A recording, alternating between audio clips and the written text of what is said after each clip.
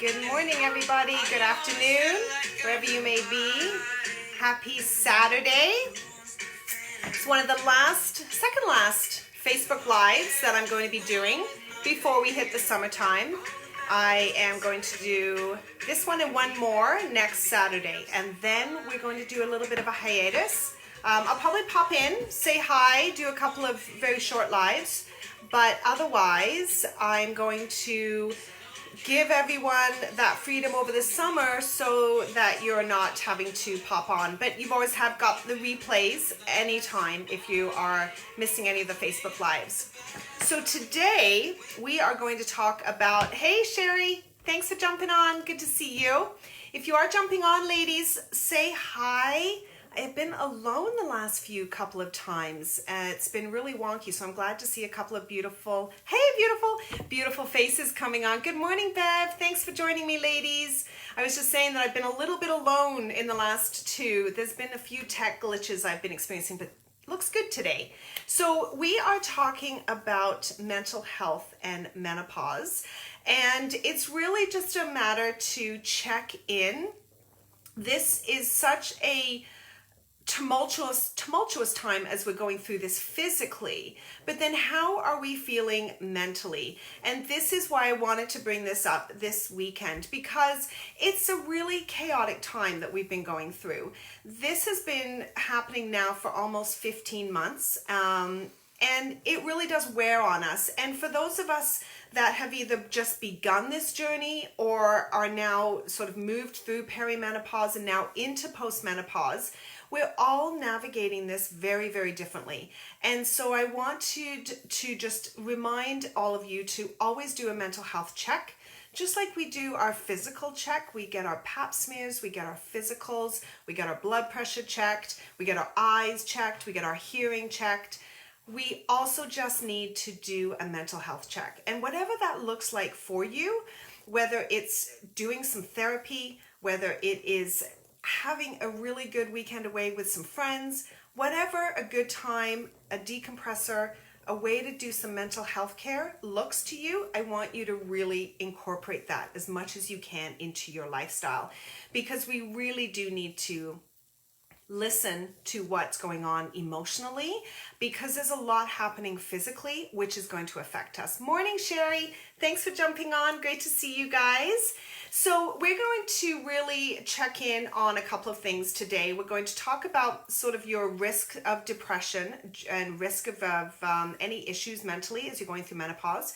We're also going to talk about sort of what was your mental health like before this journey started, and then what can you do? So what are some of the things, some coping things that you can do? So menopause symptoms, one of the biggest challenges is that they can actually present as potentially depression or anxiety. So I know when I started my perimenopause journey, I became very anxious and I became very melancholy.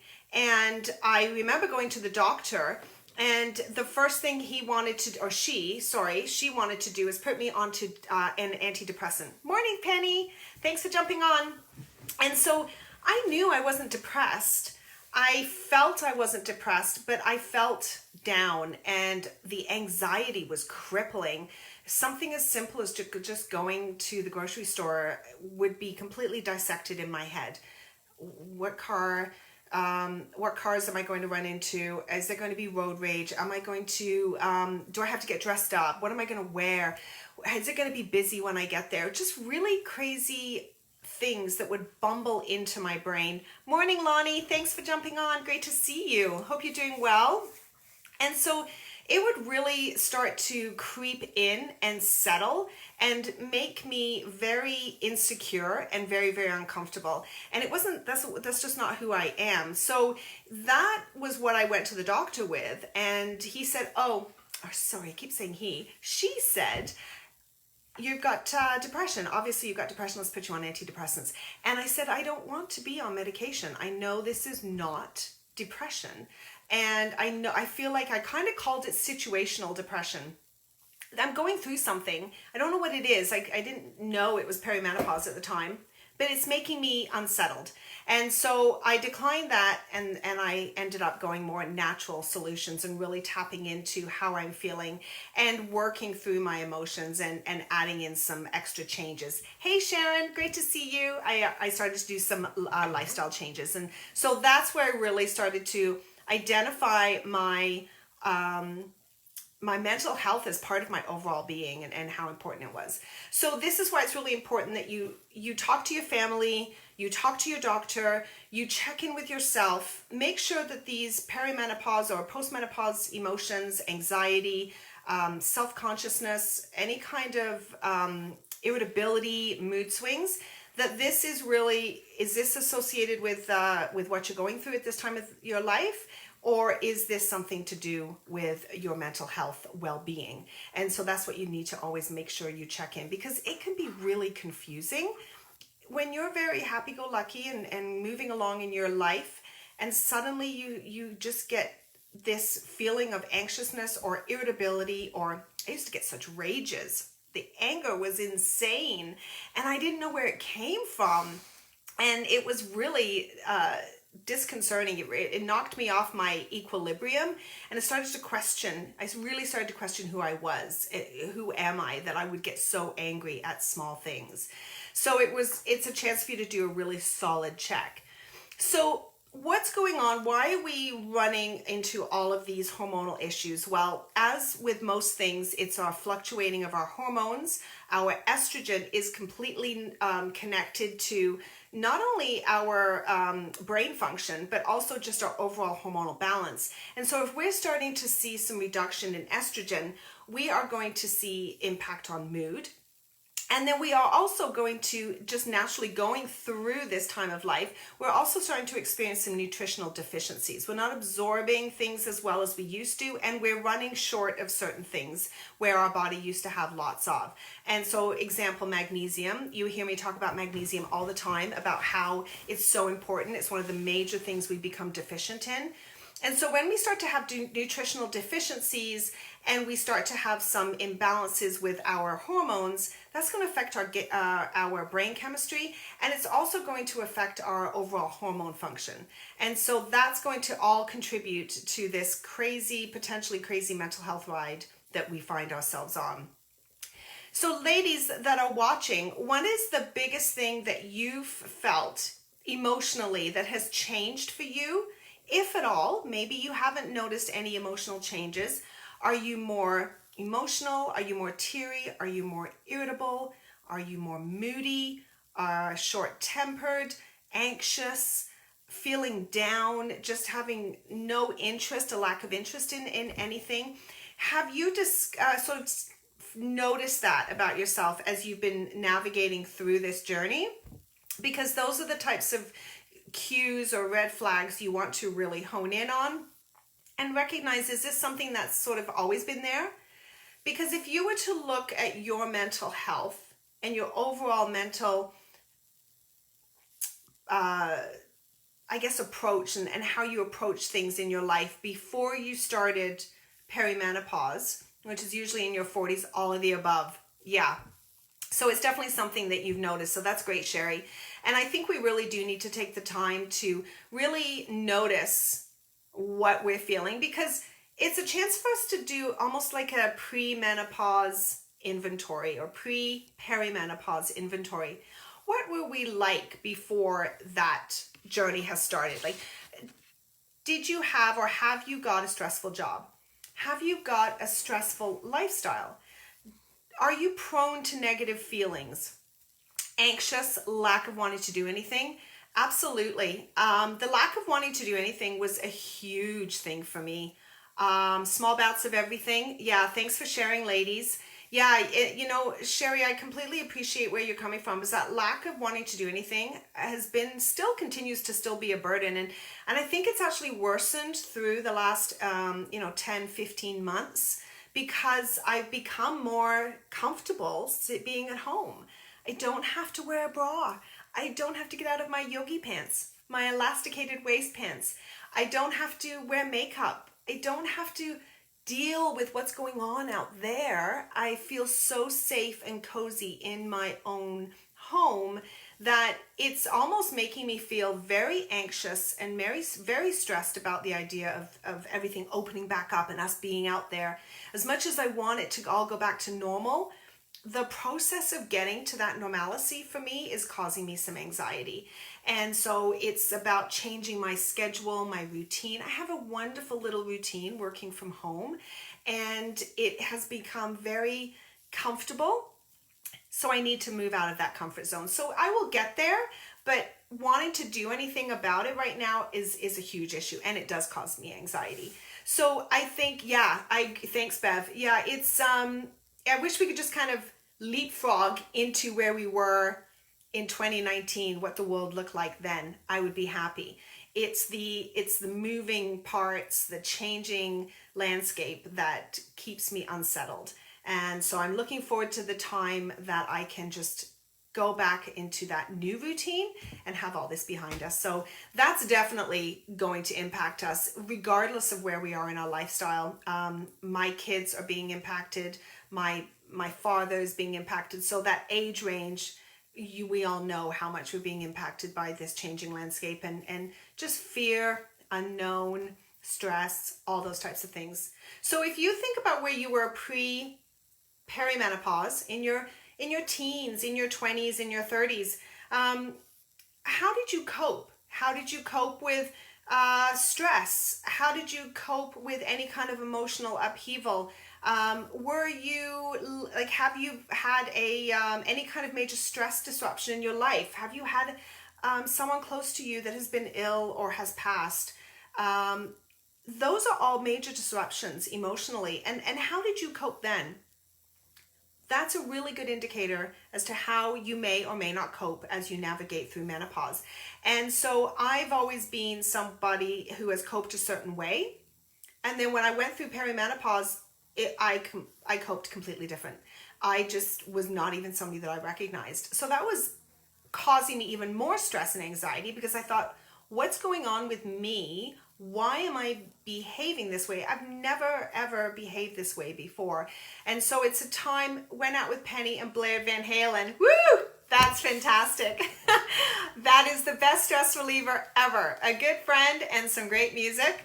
Although Penny and I will disagree on the lead singer. I'm a huge, oh God, I can't remember his name. You'll have to tell me, Penny. The two different singers of Van Halen, she's team 1 and I'm team 2. So anyway, regardless, Van Halen, and a good time is always needed. So yeah, definitely something to do. Even just dancing, to crank the music up and dance in your kitchen. I don't care. Dance out on the deck, dance in the parking lot. David Lee. Thank you, Bev. And those guys are Sammy and I'm David Lee. So yeah, Lonnie's team Sammy. Yeah, and I'm team David Lee. So anyway, regardless of what your music preferences are. Oh, Dave Lee. Thank you. Yeah, is that right, Dave Lee? Yeah, I think it sounds right. So it's just a chance for you to kind of realign yourself, is what I'm really getting at, is where you were perimenopause and where you are now. Don't gauge yourself on the equality of it, is what I'm trying to get at. It's very different where you were then, because you had a very different lifestyle. You were in a different stage of your life. You were in a different stage of your own hormonal progression as well. And so this is where you have to be really, thank you, David Lee Roth. Oh my gosh. I knew David Lee didn't sound right. I can't think and talk at the same time. It's not my ability anymore. David Lee Roth and Sammy Hagar. There we go. We got it. So you'll have to tell us, ladies, for those of you who love Van Halen, are you a David Lee Roth, team David Lee Roth, or are you team Sammy Hagar? That'll be fun to see in the comments. But neither way, I love Van Halen, so their music is great. So yeah, I just want you to be able to be really kind and really understand that somebody's calling me. That's why I'm trying to see what's going on. So I want you to really understand that be kind to yourselves. Don't think that what you're going through is you losing your mind. This is a chance for you to really check in. And especially if you are, say you're a smoker, or you are you haven't really exercised, or there's you care for an elderly, somebody elderly in your family, or somebody who's not been well in your family. You have low self-esteem, you're self-conscious. All of those things are going to impact you even prior to you going into perimenopause. And so if you take a look at where you were, sort of an inventory then and an inventory now, really be aware and take note of what's different or what's the same, so you can understand what could possibly be making those changes. So, and Sherry Switzerland, she likes them both. Good answer, Sherry. That's fun.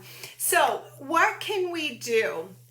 How do we manage all of this anxiety and this apathetic feeling, feeling of being down or overwhelmed, confusion about our symptoms, and all of these things go on in the brain?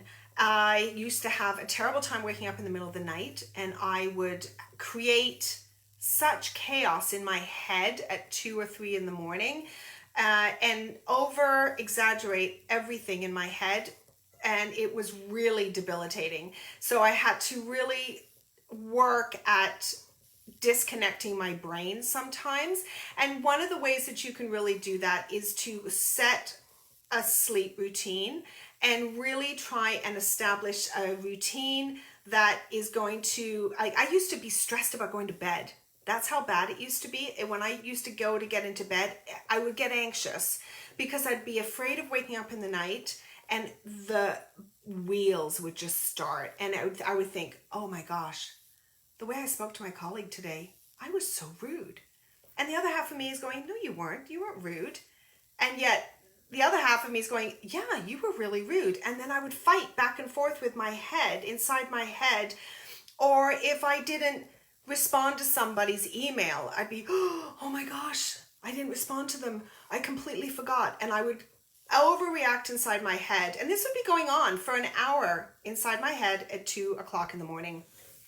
And so it was really causing me great anxiety. And even if you're waking up with a night sweat, even if you have to get up multiple times in the night to go to the bathroom, that's impacting your sleep, which is going to impact all of your brain chemicals. You're going to be impacted with your dopamine, your serotonin, your melatonin. They're all going to be affected by your lack of sleep, which is going to exacerbate all of your mental health challenges that you're experiencing with your moods and your anxiety and all of those things. So if you can create some sort of a technique that works for you, I'm all about going to bed, trying to go to bed at the same time, trying to get up at the same time. I have my essential oils and my diffuser beside me, and so I get that started when I go to bed. I also have my meditation app, or your sort of sleep music app. That really helps. And now, fortunately I don't experience that anymore, because I used to wake up and then I used to coach myself. It's fine. Don't think about it. It's not going to be beneficial to think about this right now. Let it go. I even actually put a pen and paper beside my bed. So I would say, forgot email, or speak to coworker, or, call so-and-so. I would just write it in the dark. I would get a big pen and paper, and big piece of paper and pen, and I would just write it in the dark. So in the morning when I woke up, I would just disconnect it out of my brain, put it on the piece of paper, and then in the morning when I woke up, I'd be like, I was fine with my colleague, and the email was just yesterday. I can easily respond, and everything was so much better. And there is really actually a thing about your brain being more cognitively open and exposed to a flood of thoughts. There is actually a thing, and that's when I learned about that. I thought that makes so much sense, because you're in sort of a semi-conscious state, and all these different emotions that you're exposing your brain to are being flooded around, and you can't organize them in a normal fashion, and that's why you're getting overwhelmed in the middle of the night. And that's why when we wake up, we look at it and go, oh gosh, it was so not a big thing. So I found writing things down really helpful. I just took it out of my head and I didn't let it stay in there.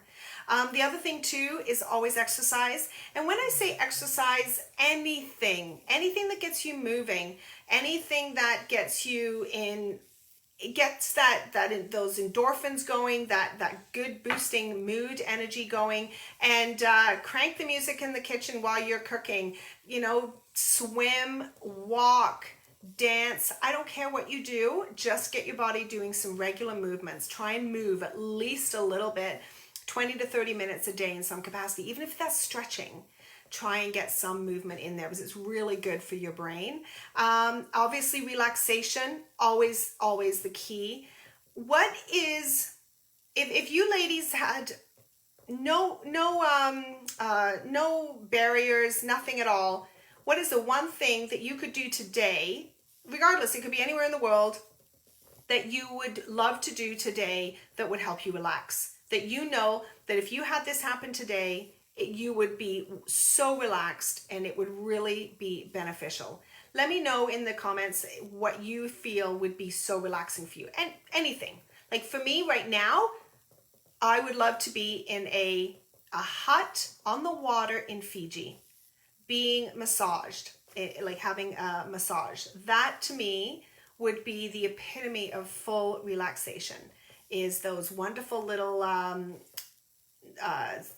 the bamboo huts right out on the water with the water and some music playing. That would be incredible. Now, obviously, we can't do that every day. Sit by the ocean just to travel. Absolutely.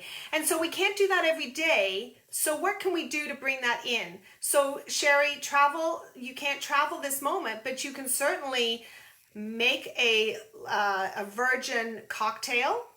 If you're not impacted by alcohol I struggle with because I have hot flashes. They trigger hot flashes. But if you don't have it and you want to enjoy a nice cocktail, if you've got water nearby, if you've got a pool, then put on the sort of the Caribbean music, sit by the water, or even sit on your back deck, sit in the sun, wherever you can.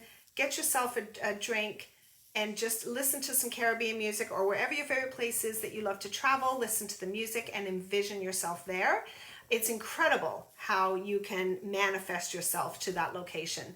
Sailing, yeah, absolutely. You know, just put a fan in front of you, turn on the music, have a drink, and feel like you're blowing in the wind as you go. For me, you know, it would be simply just reading, laying in your backyard, reading a book too, right? You can imagine yourself by the ocean. So it's really just about carving time out to really give back to yourself.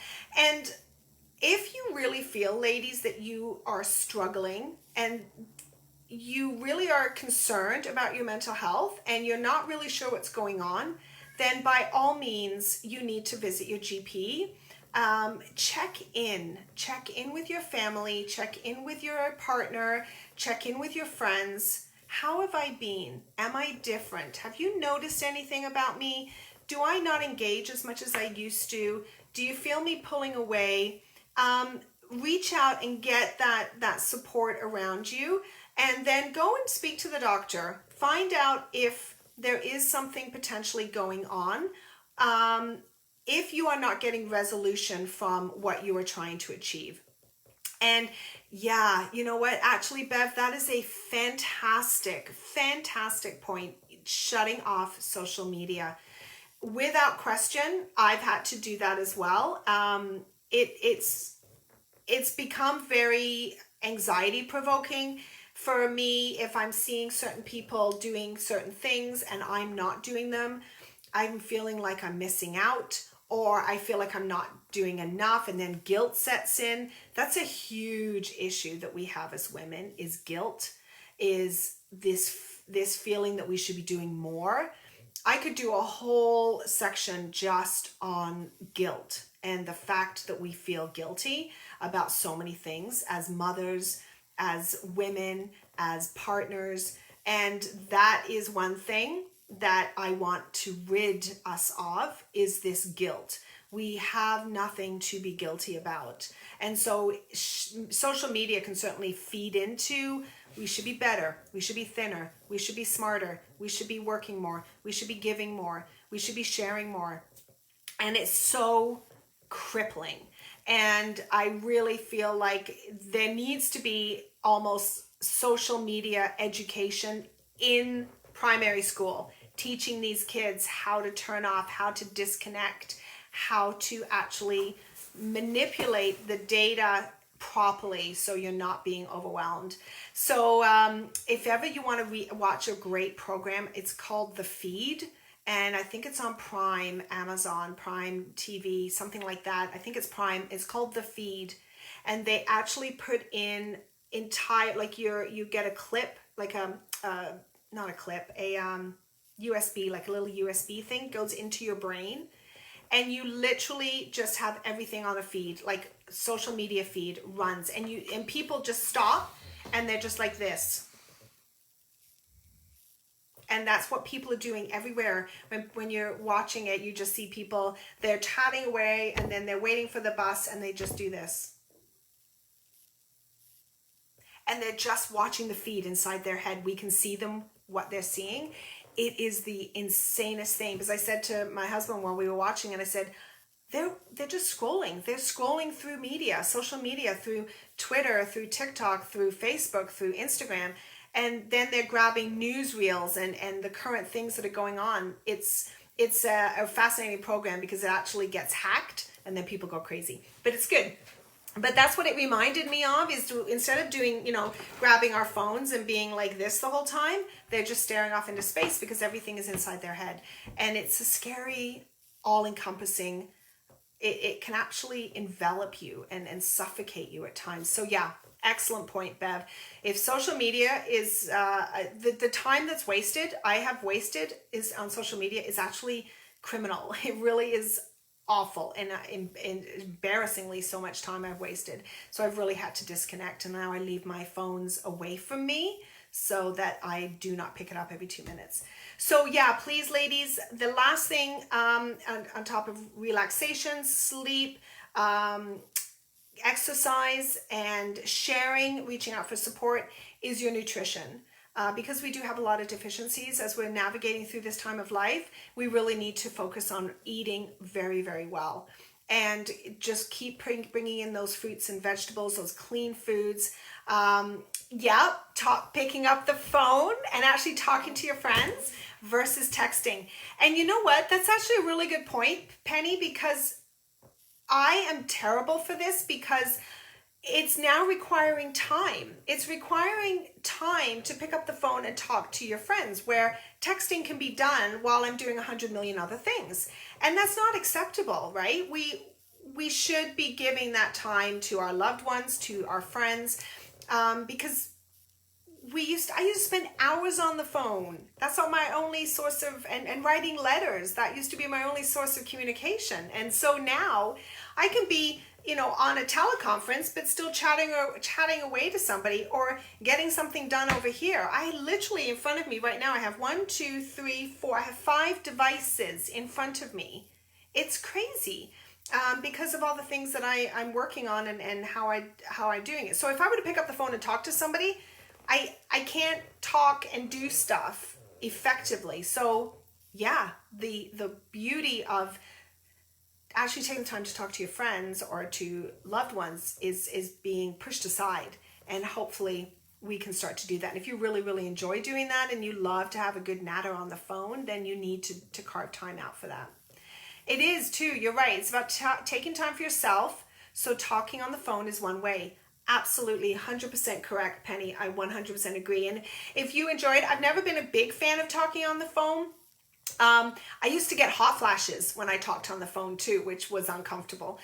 So if you do get sort of get a little overwhelmed when you're on the phone because you're stuck there for so long, it can be difficult. But whatever it is that makes you happy, that's the only thing I ask, ladies, is please take time for yourself. Please take time to do a mental health check-in. Please do a perimenopause inventory. How did you cope mentally before you started this journey? And how are you coping now? How are you feeling? And ask yourself, how am I feeling today? And take a minute and really sit in that question, and then accept how that is. If you feel down, that's okay. I feel down. No judgment. I'm going to just do a little something to help boost my energy, boost my emotions. Try not to indulge in it too much, right? Because the more we indulge in that, the more it's becomes a safer place to sit, and we don't want to do that. If you're finding that you're pulling away, that you're withdrawing, then ask a friend to check. Hey, if I go several days without chatting, please call or check in on me. That would be awesome, because sometimes I need a kick in the butt. And so good friends will reach out and check in and make sure and encourage you, right? And that's sometimes what you need. But also be patient, right? Ask for patience for those around you, because this is a tough time for some of us. Some of us sail through this, others crawl through it. And so we really do need to be honest with how we feel, and we need to be kind to ourselves. So ladies, thank you as always for jumping on and your engagement. You are fabulous. And if you're on the replay, please don't hesitate to make any comments and share some of the tools, some of the tips, some of the things that you do that sort of get you back on track. I would love to hear them, and I know everyone else would love to hear the sharing. Enjoy your Saturday, and next Saturday is the last live that I'll do, and then we'll reconnect in September.